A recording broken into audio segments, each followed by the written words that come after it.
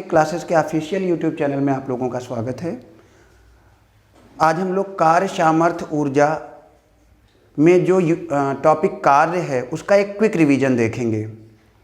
पहले प्रारंभ करते हैं, कार्य होता क्या है।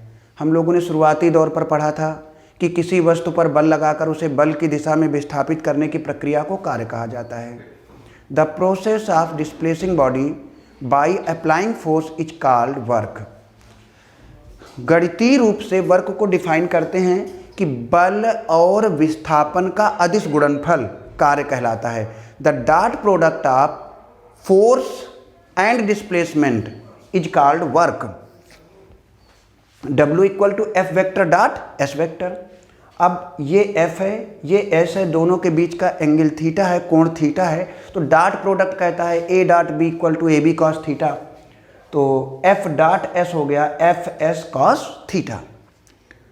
अब हमें मालूम है कि जो थीटा है ना, इस थीटा को 0 से लेकर के 180 तक चेंज कर सकते हैं।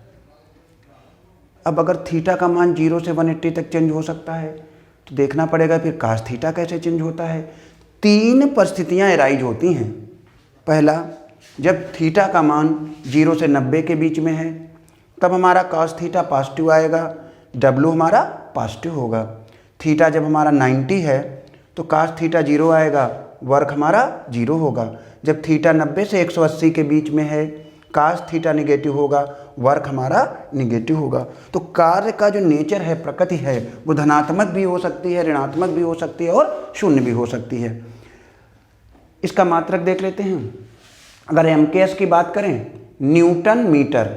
न्यूटन मीटर या इसी को जूल कहा जाता है। अगर CGS पद्धति की बात करें, डाइन सेंटीमीटर या इसको अर्ग कहते हैं। 1 जूल का मान 10 की पावर 7 अर्ग के बराबर होता है। अब नेक्स्ट टॉपिक पर आते हैं। 2-3 केस डिस्कस किए जाते हैं। पहला, घर्षण बल द्वारा किया गया कार्य, work done by friction force. अगर घर्षण लग रहा है और वस्तु में साथ ही साथ विस्थापन भी हो रहा है, उस स्थिति में किया जाने वाला कार्य हमेशा ऋणात्मक होगा। क्यों होगा? मान लेते हैं ये एक ब्लॉक है, वस्तु है, इसको हम इधर ले जा रहे हैं। जब इधर ले जाएंगे तो विस्थापन इसी दिशा में होगा, लेकिन घर्षण बल की प्रवृत्ति होती है कि वो गति की विपरीत दिशा में कार्य करता है। तो विस्थापन इधर होगा, बल इधर काम करेगा। इन दोनों के बीच का कोण होगा 180। अब अगर थीटा 180 तो कास 180 अंश की वैल्यू होती -1। घर्षण बल द्वारा किया जाने वाला कार्य आया निगेटिव। इसके बाद एक और पॉइंट पर आते हैं, वो है तैराक वाला केस। ये भी बहुत पूछा जाता है।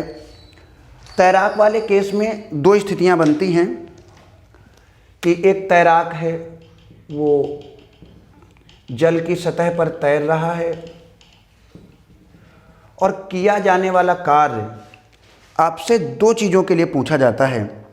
अगर कह दें श्यान बल, विस्कस फोर्स, तो श्यान बल की जब बात आएगी तो बेटा देखो ये आगे जा रहा होगा, विस्थापन इस तरफ होगा, और जो श्यान बल होगा ना वो घर्षण की तरह पीछे की ओर कार्य करेगा। तो ये जो श्यान बल है F विस्कस, ये बल यानी श्यान बल के द्वारा किया जाने वाला कार्य निगेटिव आएगा। लेकिन अगर इसी टाइम आपसे ये कह दें कि बताइए गुरुत्वीय बल द्वारा किया जाने वाला कार्य कितना है, तो गुरुत्वीय बल नीचे काम करेगा तैरते समय भी, और विस्थापन आगे की ओर होगा, बीच का कोण 90 होगा, किया जाने वाला कार्य 0 होगा। तो बहुत से बच्चों को यहाँ पर कन्फ्यूजन रहता है कि सर जी कभी x का मान ऋणात्मक लिख देते हैं, कभी 0 लिख देते हैं। तो आपको ये ध्यान रखना है कि उन्होंने किया जाने वाला कार्य श्यान बल के लिए पूछा है कि गुरुत्वीय बल के लिए पूछा है। उन्होंने जो वर्क डन पूछा है वो विस्कस फोर्स के लिए पूछा है कि हमारा ग्रेविटेशनल फोर्स के लिए पूछा है। अब 2 टर्म की बात और करते हैं। परिवर्ती बल, वेरिएबल फोर्स, ये क्या होता है? ऐसा फोर्स जो कि लगातार अपने मैग्नीट्यूड को चेंज करता रहे, उस फोर्स को वेरिएबल फोर्स कहा जाता है। डेफिनेशंस और भी हैं, यहाँ पर हम लोग यही सीखेंगे। तो ऐसे बल के द्वारा किया जाने वाला कार्य जो होता है that is given by, integral form है x1 से x2 f dx। f हो गया हमारा variable force, dx small displacement, x1 lower limit, x2 upper limit. सीधे सीधे समझो, जहां से प्रारंभ किया जहां पर खत्म किया, लगाया गया बल छोटा विस्थापन। इस क्वेश्चन को देख लेते हैं। एक पिंड है जिसको 0 से लेकर के 2 मीटर तक इस बल के अंतर्गत विस्थापित किया जाता है, कृत कार्य होगा।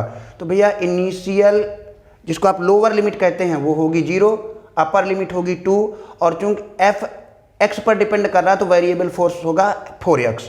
रख दिया, सॉल्व कर लिया, 4 बाहर, x का इंटीग्रेशन x²/2, लिमिट अप्लाई कर दी और आपका आंसर आ गया 8 जूल। फिर आता है संरक्षी एवं असंरक्षी बल।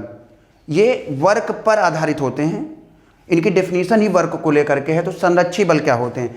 ऐसे बल जिनके द्वारा किया जाने वाला कार्य पथ पर निर्भर नहीं करता।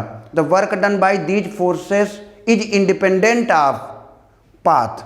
दूसरा, इनके द्वारा एक चक्र में किया जाने वाला कार्य शून्य होता है। The work done by these forces in a closed circle is 0। कौन कौन से हैं? गुरुत्वीय बल, वैद्युत बल, चुंबकीय बल, सभी केंद्रीय बल, gravitational force, electrostatic force, magnetic force, और साथ में प्रत्यास्थ बल, इलास्टिक फोर्स।